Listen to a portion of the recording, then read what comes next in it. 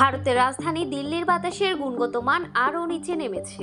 বুধবার 13ই অক্টোবর সকালে ঘন ধোঁয়াশার চাদরে ঢেকে গেছে শহরটি। দৃশ্যমানতা কমে যাওয়ায় একাধিক ফ্লাইটও বাতিল হয়েছে। ভারতের আবহাওয়া বিভাগ জানায়, এদিন সকালে দিল্লির বাতাসের গুণগত মান এয়ার কোয়ালিটির ইন্ডেক্স ছিল 370, যা মঙ্গলবারের AQI 361 এর তুলনায় বেশি। এই মান বাতাসের খুব খারাপ পর্যায়কে বোঝায়, অর্থাৎ দিল্লির বাতাসের মানের আরও অবনতি হয়েছে। ভোর 5:30 থেকে দিল্লিতে দৃশ্যমানতা কমতে শুরু করে। এতে করে দিল্লিগামী একাধিক ফ্লাইট রুট পরিবর্তন করতে বাধ্য হয়েছে।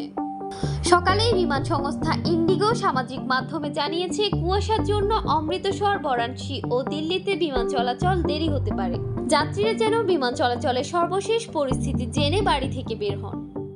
দিল্লি লগোয়া গুরুগ্রাম, নয়ডা, ফরিদাবাদ, গাজিয়াবাদেও ভয়াবহ বায়ু দূষণ হলেও তাদের পরিস্থিতি দিল্লির মতো অতটা খারাপ নয়। সেখানে AQI 330 থেকে 340 মধ্যে ঘোরাফেরা করছে।